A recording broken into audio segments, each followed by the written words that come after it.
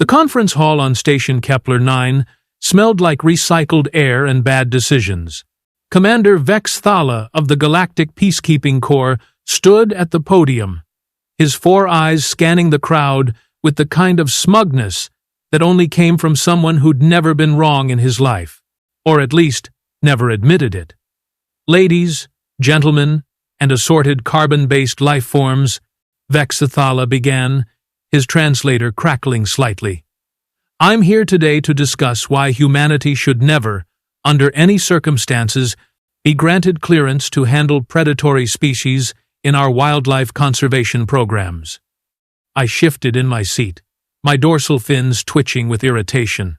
My name is Kalora, and I've been working in xenobiology for 12 standard cycles. I'd seen my share of idiots, but Vex'thala was speedrunning his way to the top of that list. The humans, he continued, gesturing dramatically with 3 of his 6 arms, are chaos incarnate. They lack the proper neural pathways for predator management.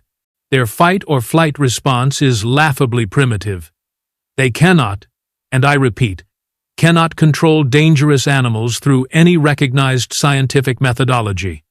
Someone in the back coughed. It sounded suspiciously like a human trying not to laugh. Vex'thala pulled up a holographic display showing incident reports. Last month, a human named Jake Morris tried to handle a Venusian spike wolf using what he called belly rubs. The creature nearly took his arm off. 2 weeks ago, another human, Rebecca Torres, attempted to train a pack of Martian razorbacks by offering them something called jerky treats. The entire facility had to be evacuated. I glanced to my left where a human sat, her expression carefully neutral. Her name was Diana Kovac, and she was the reason I dragged myself to this tedious presentation. She worked at the wildlife sanctuary on the station's outer ring, and the rumors about her methods were, quite frankly, unbelievable. Humans, Vex'thala declared, his voice, rising, are soft, emotional, reckless. They form inappropriate attachments to creatures that could evaporate them with a glance. They name apex predators, things like Mr. Fluffykins and Princess Destroyer. They are fundamentally unsuited for this work. Diana raised her hand. Vex'thala's primary eyes narrowed. Yes, what is it? I'd like to request a demonstration, Diana said calmly. Her voice had that particular quality that made you lean forward, the kind of quiet confidence that promised something interesting was about to happen. A demonstration? Vex'thala's mandibles clicked in what I recognized as condescension. Of what, exactly? Your species' incompetence? Of human predator management, Diana replied, standing up. She was tall for a human, with dark hair pulled back in a practical knot, and eyes that reminded me of the deep oceans on Thalassia Prime. Calm on the surface, but you knew there were dangerous things moving in the depths. The room erupted in murmurs. Vex'thala looked like he'd swallowed something unpleasant, which, given his biology, could mean literally anything. You want to demonstrate your primitive methods here? Now? He laughed, a sound like grinding gears. What will you do? Show us how humans whistle at their doom? Something like that, Diana said. I'll need access to Containment Bay 7. Now, that got everyone's attention. Containment Bay 7 housed the station's most dangerous specimen, a Kragoth alpha, brought in after it had single-handedly decimated a mining colony on Sigma-6. The creature was 12 feet of pure murder, covered in armor-plated scales, equipped with 3 rows of serrated teeth, and possessed of a temperament that made black holes look welcoming. Absolutely not, Vex'thala sputtered. That creature has killed 17 handlers. 17! From 6 different species, all of them trained professionals with decades of experience and proper neural augmentation. Then what's the harm? Diana asked her, tone innocent, in a way that set off every alarm in my sensory organs. If I fail, you'll have definitive proof that humans can't handle predators. You can use it in all your future presentations. maybe even get a book deal out of it. The crowd was eating this up. I could see people already pulling out their recording devices, eager to capture what they assumed would be a spectacular failure, possibly followed by a tragic mauling. Vex'thala's scales flushed a deep purple, indicating extreme agitation. But he was trapped, and he knew it. Refusing would make him look cowardly. Accepting meant potentially watching a human become a very expensive snack. Fine, he hissed through his translator. But I want medical teams standing by. And when this goes wrong, and it will, I expect a formal apology from the human diplomatic corps for wasting everyone's time. 20 minutes later, we were all crowded around the observation windows of Containment Bay 7. The room beyond was massive, designed to house creatures that could level buildings. Right now, it housed the Kragoth Alpha, which was pacing back and forth with the kind of restless energy that suggested it was very, very hungry and very, very interested in finding out what human tasted like. The creature was magnificent in a terrifying sort of way. Its scales gleamed under the harsh lighting, each one overlapping like natural armor. Its eyes, all 6 of them, glowed with predatory intelligence. This wasn't some mindless beast. This was an apex predator that had evolved on a world where everything wanted to kill you, and it had become very, very good at killing back. Diana stood in the prep chamber, checking her gear, which consisted of absolutely nothing. No protective suit, no neural inhibitor, no sedative gun, no stun baton. Just her standard work clothes, cargo pants, a sturdy jacket, and boots that had seen better days. "She's insane," muttered Thorax, a Centaurian security officer standing next to me. His antennae were vibrating so fast they were nearly invisible. "Humans usually are," I replied, but I couldn't look away. Part of me, the scientific part, was fascinated. The other part was already composing the incident report in my head. Vex'thala activated the intercom. "Miss Kovac, this is your last chance to reconsider this suicidal demonstration. That creature has a taste for warm-blooded species, and you, I'm afraid, qualify." Diana looked up at the observation window and smiled. It wasn't a reassuring smile. It was the smile of someone who knew something you didn't, and wasn't planning to share until the punchline landed. "I'll be fine, Commander. Just watch." The airlock hissed open. Diana stepped into the containment bay.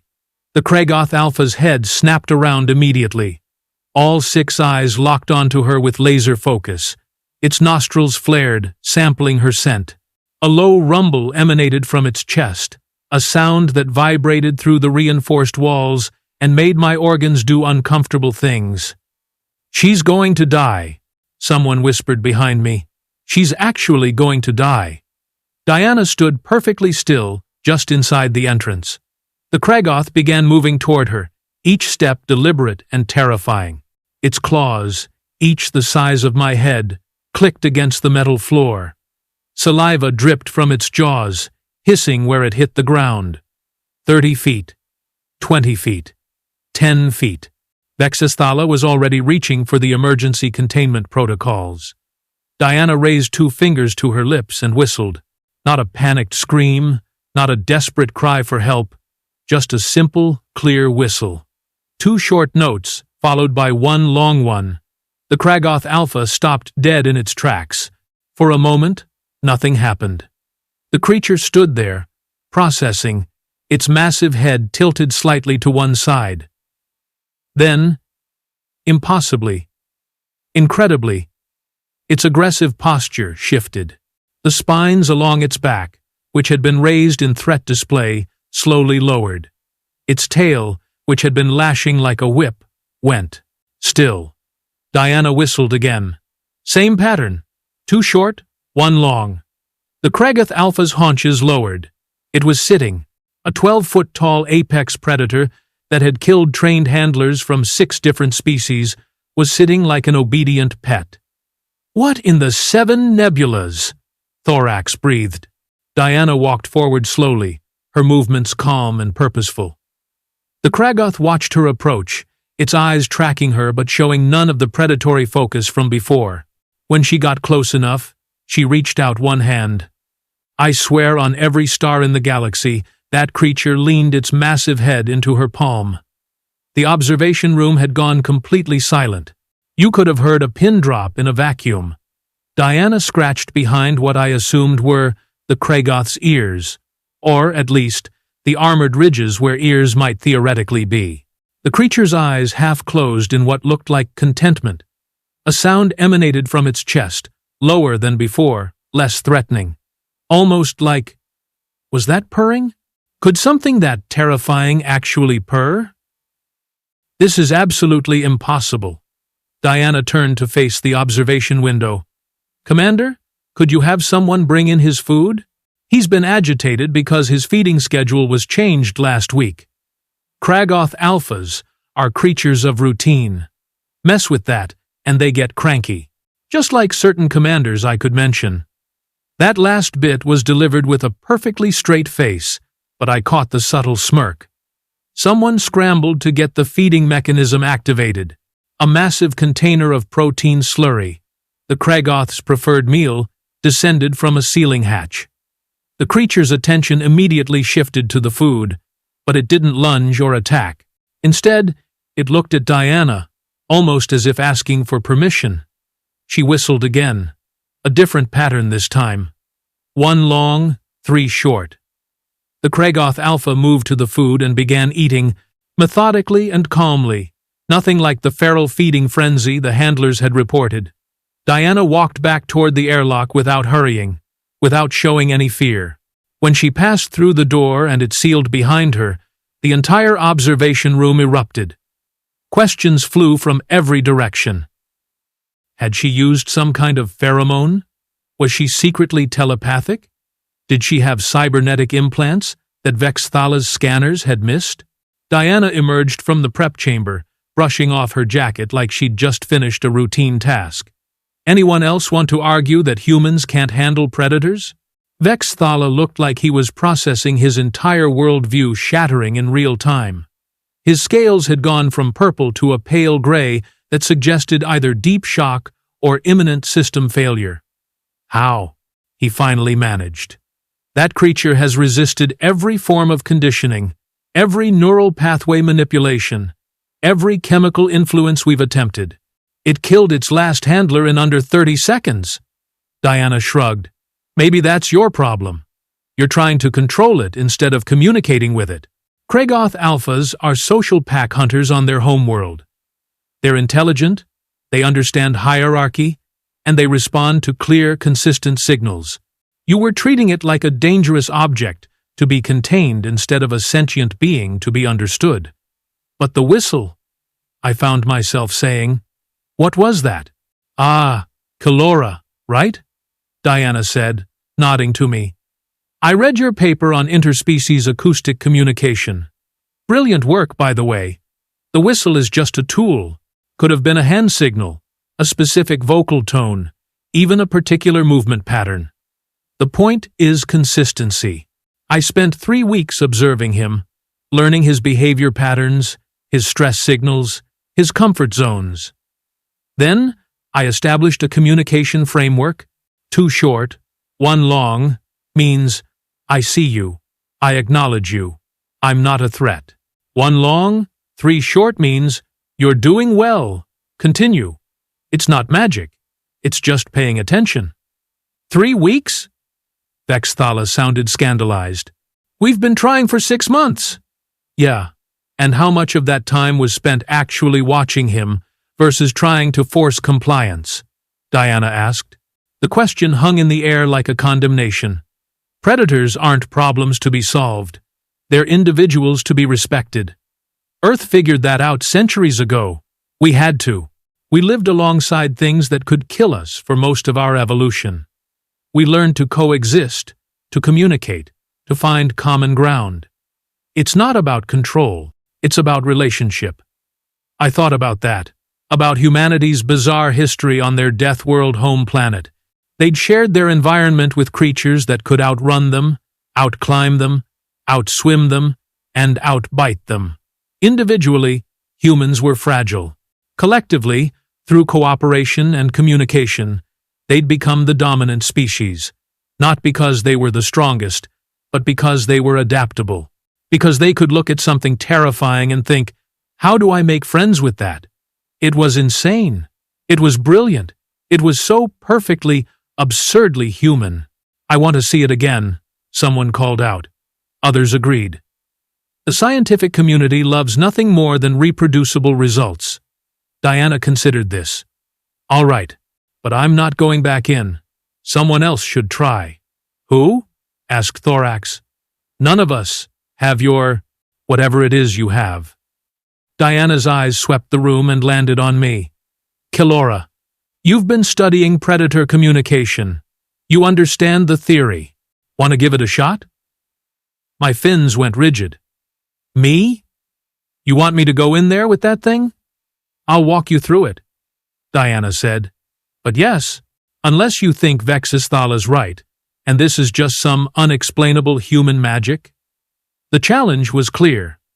I could either back down, or I could prove that Diana's method was scientifically sound and reproducible. That it wasn't species-specific, but a genuine breakthrough in predator management. I looked at the Kragoth alpha through the observation window. It had finished eating and was now grooming itself, a surprisingly docile behavior.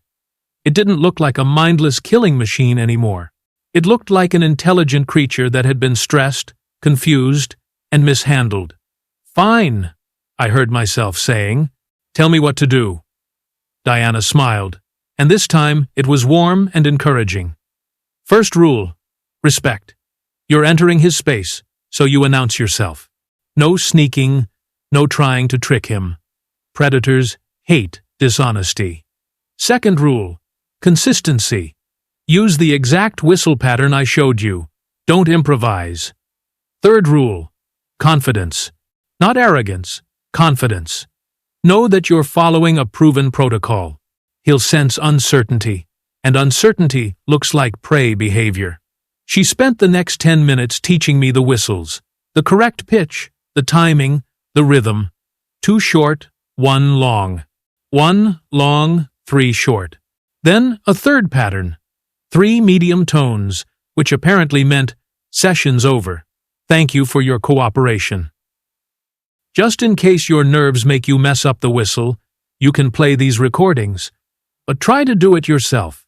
He'll respect direct communication more. I stepped into the prep chamber, my heart's pounding in multiple rhythms. Through the reinforced glass, I could see the Kragoth Alpha watching the airlock with interest.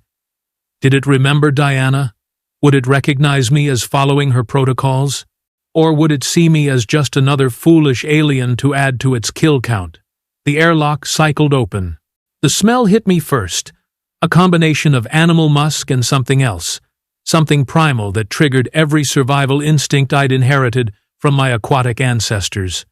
Run, hide, swim away, very, very fast. I stepped into the containment bay instead. The Kragoth Alpha rose, to its feet, massive and imposing. Those 6 eyes fixed on me with an intensity that made my skin feel transparent. I could feel its gaze measuring me, calculating me, deciding whether I was friend, foe, or food. I raised my fingers to my lips, suddenly aware that my hands were shaking. The whistle came out slightly warbled, not perfect, but close enough. 2 short, 1 long. The Kragoth's spines remained neutral, not aggressive, but not relaxed either. It was waiting, judging, deciding. I whistled again, forcing steadiness into the notes. Better this time. Clearer. 2 short, 1 long. The creature's posture shifted subtly. The tension in its shoulders eased.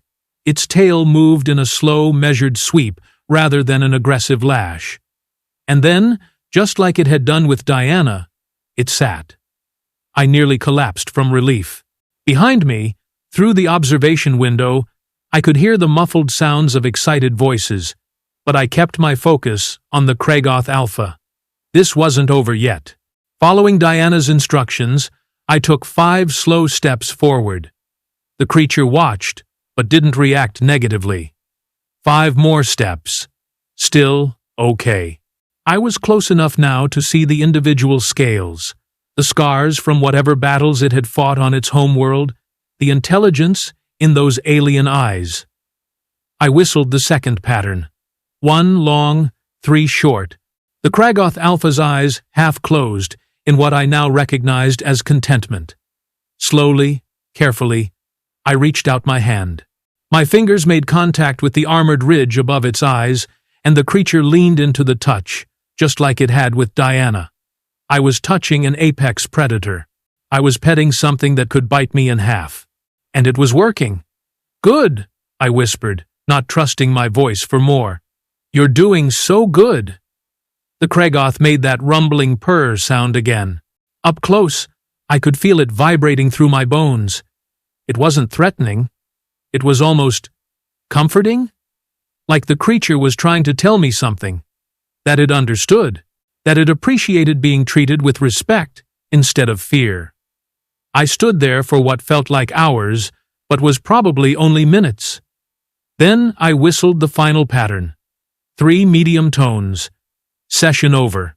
The Kragoth Alpha pulled back, not with aggression, but with the kind of polite boundary setting that social creatures understood.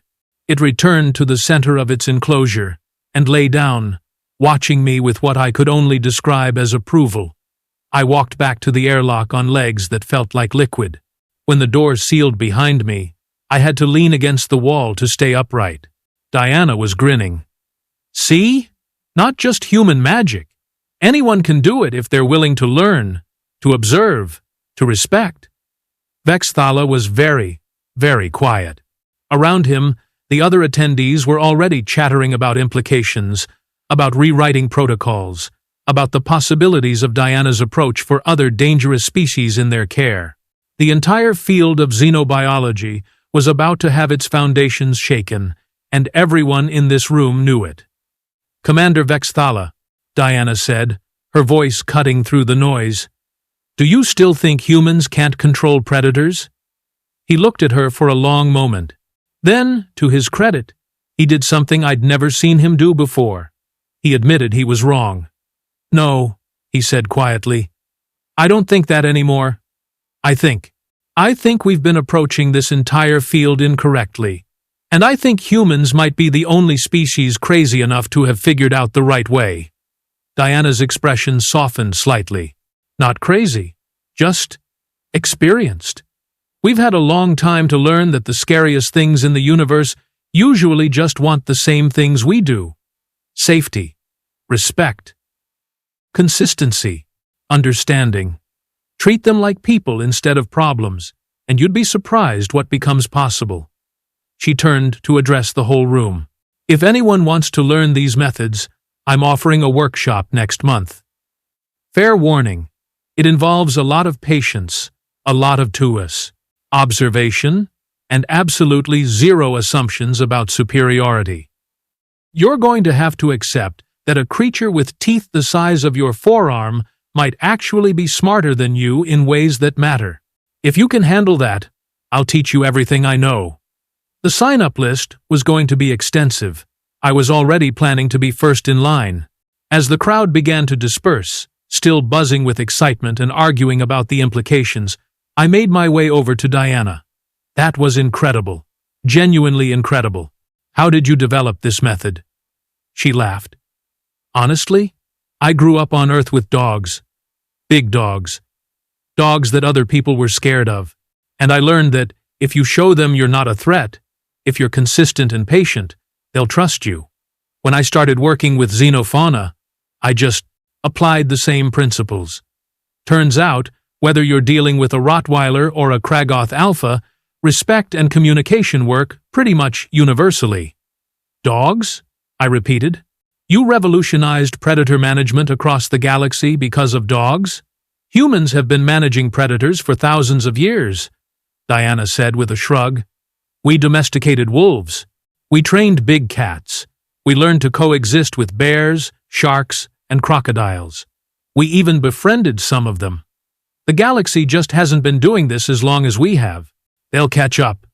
As she walked away, I found myself thinking about humanity, about their strange, wonderful, terrifying homeworld that had forced them to become experts in coexistence with creatures that could kill them, about how they'd looked at danger and decided to make friends with it. Vex'thala had been right about one thing. Humans were chaos. But maybe the galaxy needed a little chaos. Maybe we'd been so focused on control and containment that we'd forgotten about communication and cooperation.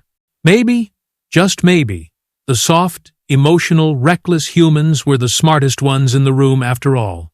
And that thought both excited and terrified me in equal measure. 3 weeks after Diana's demonstration, Station Kepler-9 had transformed into something I barely recognized. The wildlife sanctuary's outer ring, once a grim collection of maximum security containment cells, now resembled something closer to an actual sanctuary. The change wasn't in the infrastructure, it was in the atmosphere. I stood in the observation deck of Habitat 12, watching Diana work with a Thrillian sand serpent. The creature was 40 feet of coiled muscle and venom sacs, native to a desert planet where it hunted by detecting vibrations in the sand. Previous handlers had used remote feeding systems and kept their distance. Diana sat cross-legged on the habitat floor, tapping out rhythmic patterns on a metal plate. The serpent swayed to the vibrations, its hood flared, but not in aggression. In curiosity, "She's teaching it music," said Marcus Webb, one of the human engineers who'd arrived last week with specialized equipment, actually teaching a venomous predator to appreciate percussion. This station's gone completely sideways. He didn't sound upset about it.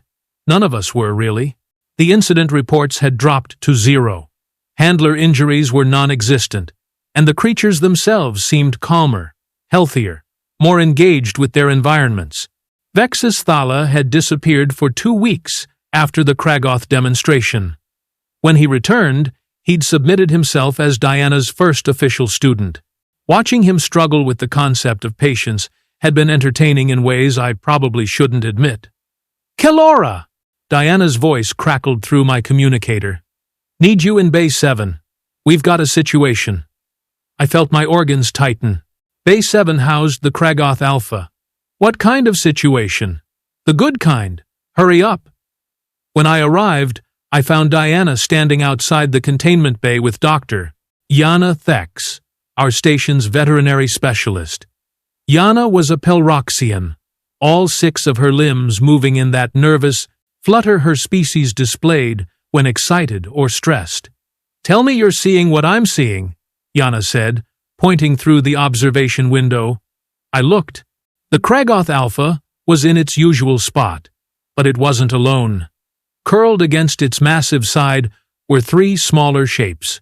Juveniles, each about the size of a large earth dog, covered in softer scales that hadn't yet developed into full armor plating. "When did those arrive?" I asked, stunned. "They didn't arrive," Diana said, her voice carrying an emotion I couldn't quite identify. "Wonder, maybe. Or vindication. He had them. The Kragoth's been pregnant this whole time. Well, she. Kragoth alphas are sequential hermaphrodites. They can change biological sex based on environmental stressors and pack dynamics. Nobody scanned for that," I said, understanding dawning. Everyone was so focused on containment protocols and threat assessment that nobody bothered to check if the creature was gravid. "Exactly," Yana chimed in, her limbs settling into a more controlled pattern. The aggressive behavior, the territorial displays, the resistance to handlers. She wasn't being randomly violent. She was a mother, protecting her unborn offspring from what she perceived as threats. The stress of constant confrontation, the irregular feeding schedules, the handler rotations with different scents and approaches. We were torturing her. I felt sick. 6 months. We spent 6 months making it worse. "But look at them now," Diana said softly. Through the window, the Kragoth Alpha was grooming her juveniles with surprising gentleness, using her massive claws to carefully remove debris from their scales. The babies chirped and tumbled over each other, playing in the way young predators everywhere seemed to do. 3 weeks of consistent care, respect, and routine. She knew she was safe enough to give birth. That's trust.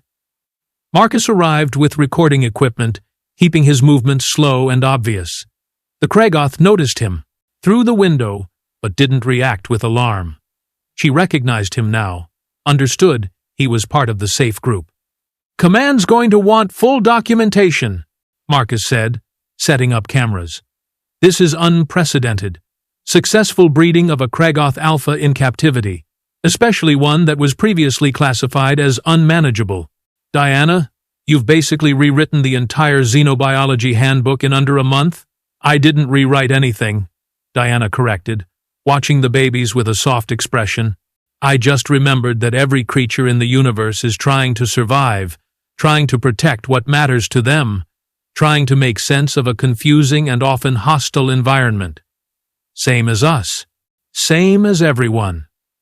Vex'thala chose that moment to arrive, moving with the cautious deliberation he'd adopted since beginning his training.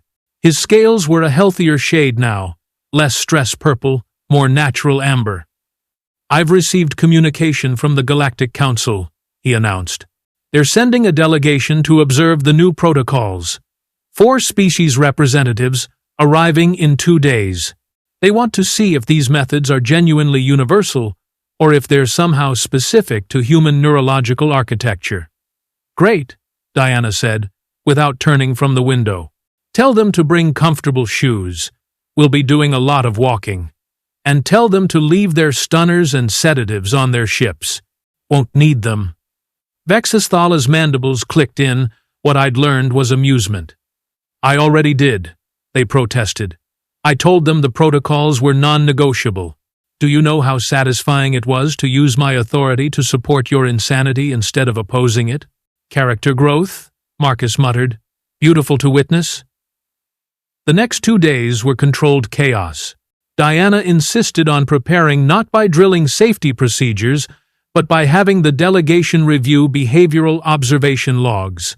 Hours of footage showing feeding patterns, sleep cycles, social interactions, stress responses. Boring data that told entire stories if you knew how to read them. "They're not going to like this," Thorax said, helping organize the files.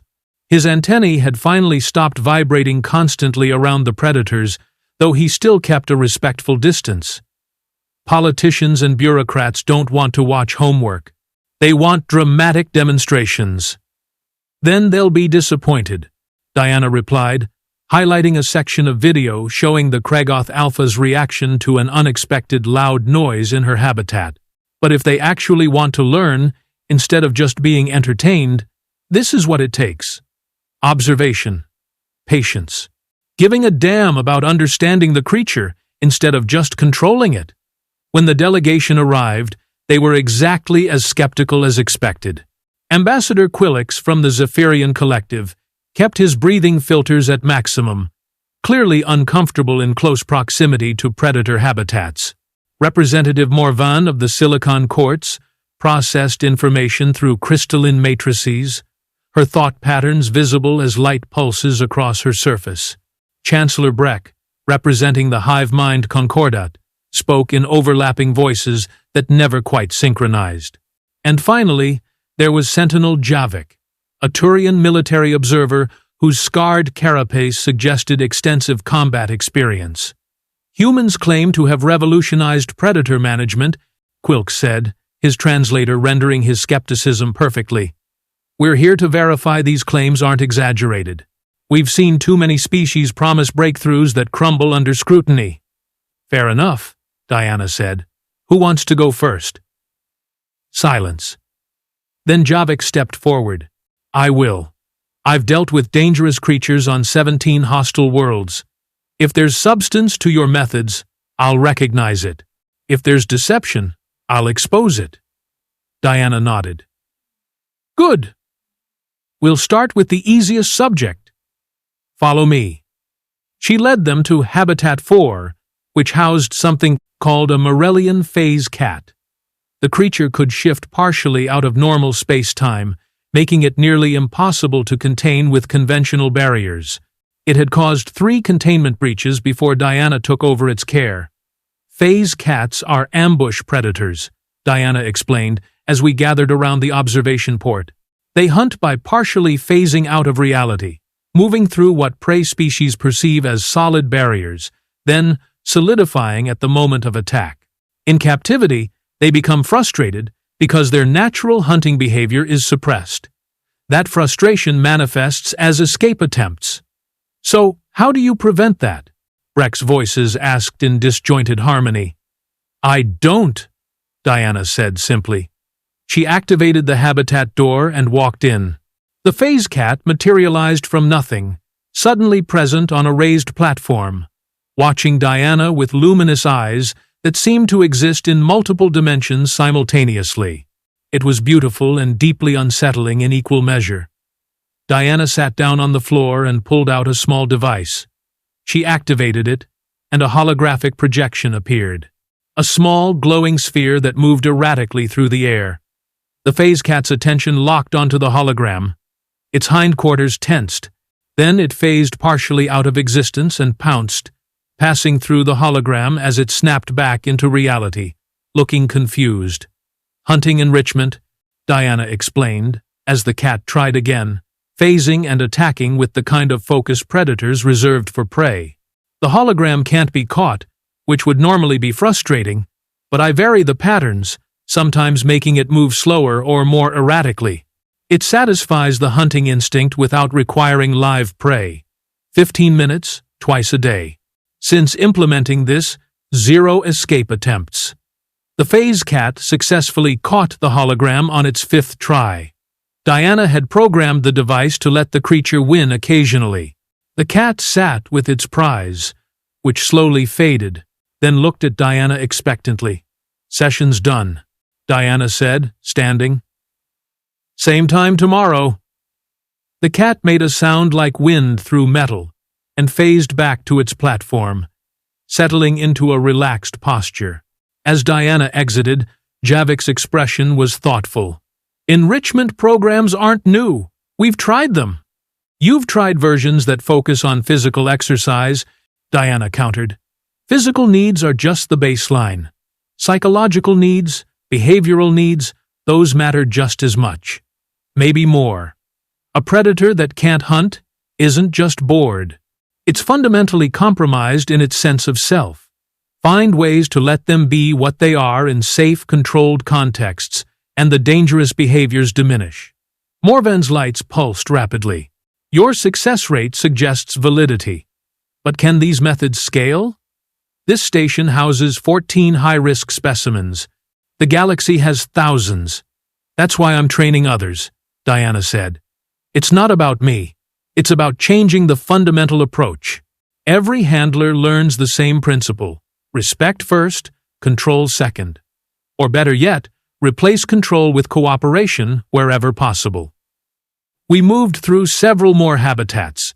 A Nexalian swarm entity that had been attacking handlers until Diana established a communication protocol using pheromone markers.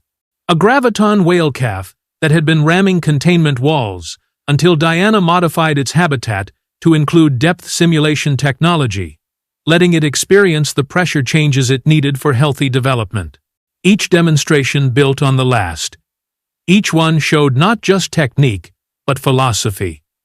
Diana wasn't dominating these creatures. She was understanding them and adapting environments to meet their needs. By the time we reached the Kragoth Alpha's habitat, the delegation's skepticism had shifted to something more complex. Interest mixed with discomfort, the kind that came from having your assumptions challenged. This is your primary example, Quilk said, studying the Kragoth through the window. The creature that had killed 17 handlers, and now it has offspring. I must admit, I didn't expect breeding success. Nobody did, Vex'thala said, and there was no shame in his admission. Because we were so focused on the threat, we never saw the individual. Commander Diana showed us what we'd been missing. Diana whistled the familiar pattern.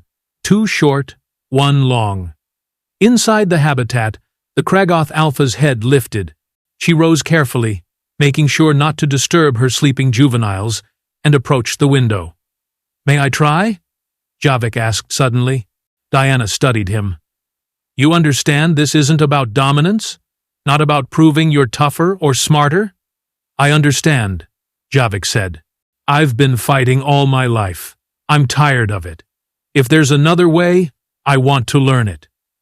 Something in his tone must have satisfied Diana, because she nodded. "Come on then." In the prep chamber, Diana taught Javik the whistle patterns. He struggled at first. His Turian physiology made certain frequencies difficult. Diana adapted, finding a range that worked for his vocal structure. "Doesn't have to be exactly like mine," she explained. "It has to be consistent with itself. The Kragoth learns your specific signal. It's not about mimicry. It's about establishing your unique communication channel." When Javik entered the habitat, his movements were controlled but not rigid. Military discipline adapted to a different kind of mission. The Kragoth Alpha assessed him, her body language cautious but not aggressive. Javik whistled. The sound was rougher than Diana's, but clear, intentional. The Kragoth sat. I watched Javik's expression transform, wonder breaking through a lifetime of military stoicism. He approached slowly, and when his three-fingered hand made contact with the Kragoth's armored head, something fundamental shifted in his bearing. "I've killed creatures like this," he said quietly. "On border worlds, during territorial disputes. It was necessary. It was my duty. But I never understood them. Never tried to. They were just threats to be eliminated. And now?" Diana asked from the doorway. "Now I see what we lost. Every time we chose violence over understanding, every opportunity for coexistence we destroyed because it was easier to fight than to listen." He stood there for a long moment, then whistled the closing pattern. The Kragoth returned to her juveniles. Javik exited the habitat with visible reluctance. The delegation spent another 3 hours touring the facility. By the end, Quillix was taking detailed notes. Morvan's light patterns had shifted to configurations I'd learned indicated deep processing. Breck's voices had synchronized, suggesting unusual consensus within their collective consciousness. "This will require significant restructuring of our wildlife management programs," Quillix finally said. "Training protocols, facility designs, handler selection criteria. The costs will be substantial. So are the costs of constant containment failures, handler deaths, and specimen losses," Diana pointed out. "Plus, the ethical implications of torturing intelligent creatures because we're too impatient to figure out how they think. There's also the military applications," Havik added, and everyone turned to look at him. "What? I'm not suggesting weaponization. I'm suggesting de-escalation training. If these methods work on apex predators, they might work on hostile first contact scenarios. Understanding instead of immediate aggression. It could save lives. Many lives." Morvan's lights flashed agreement. "The Silicon courts have experienced 17 failed first contacts in the last century due to misinterpreted aggressive displays. If we had methods for better reading behavioral intent, for establishing communication protocols with unknown species, the galaxy would be safer." "That's a much bigger conversation," Diana said carefully. "But yes, the principles are transferable. Respect, observation, patience, consistent communication. These work, whether you're dealing with a predator, an alien species, or, honestly, your difficult neighbor. The specifics change. The foundation doesn't." Chancellor Breck's voices rippled through harmonic patterns. "The Hive Mind Concordat votes to implement trial programs. We will send 12 handlers to train under your protocols. If results match what we've witnessed, we will advocate for galaxy-wide adoption." The others agreed, each offering various levels of commitment. Even Quillix, who'd arrived the most skeptical, acknowledged the validity of Diana's work. As the delegation departed, Vex'thala approached Diana with unusual hesitancy. "I owe you an apology. A real one, not just acknowledgement of error. I nearly prevented this breakthrough because of prejudice and pride. I looked at your species and saw primitives. I was wrong, profoundly wrong." "You weren't entirely wrong," Diana said, surprising everyone within earshot. "Humans are primitive in lots of ways. Our technology lags behind galactic standards. Our lifespans are short. Our physical capabilities are limited. But we've been living with predators for our entire evolutionary history. We had to get good at coexistence, or die. So we specialized. We became experts in reading body language, in pattern recognition, in emotional intelligence. We turned our weaknesses into strengths. That's not superiority. That's adaptation." "Nevertheless," Vex'thala insisted, "I spoke from ignorance, and nearly denied these creatures the care they deserved." "That's unforgivable." "It's very forgivable," Diana countered. "Because you changed your mind when presented with evidence. You admitted you were wrong. You're learning new methods. That's not weakness. That's growth. I'll take someone who can admit mistakes and change over someone who's always right any day." That evening, I found Diana in the sanctuary's central garden, an artificial green space maintained for staff, mental health. She sat on a bench, looking up at the viewports, showing the stars beyond. "Congratulations," I said, settling beside her. "You've officially changed the galaxy. How does that feel?" She laughed. "Exhausting, terrifying, wonderful.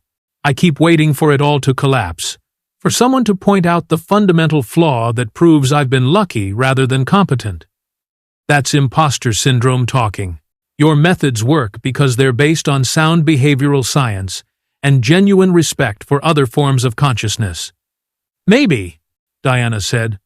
"Or maybe I'm just a human who's good with animals and happened to be in the right place at the right time." "Can't it be both?" She considered that. "Yeah, I guess it can." We sat in comfortable silence for a while. Then Diana spoke again, her voice thoughtful. "You know what's funny? Back on Earth, I was never special.